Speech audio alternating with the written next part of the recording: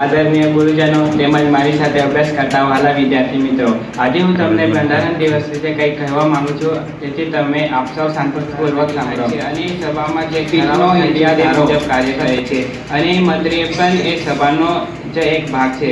સભાની બેઠકના અધ્યક્ષ અલગથી નિમવામાં આવે છે, જેની જવાબદારી વિધાનસભાની બેઠકનું સંચાલન કરવાની છે અને તે કોઈ કારણોસર કોઈ પણ ધારાસભ્યની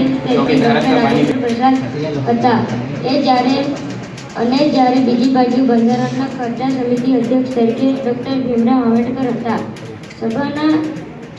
બંધારણ સભાના કામગીરી 9મી ડિસેમ્બર 1946માં શરૂ કરી હતી.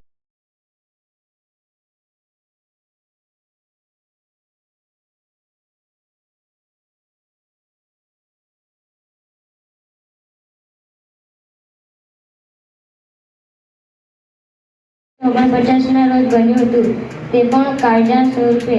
પછી તેને 26મી જાન્યુઆરી 1950થી ભારતમાં બંધારણનો અમલ કરવામાં આવ્યું હતું. ત્યારથી આપણે પ્રજાસત્તાક દિન તરીકે તેને શાનદાર રીતે ઉજવીએ છીએ. અસ્તુ.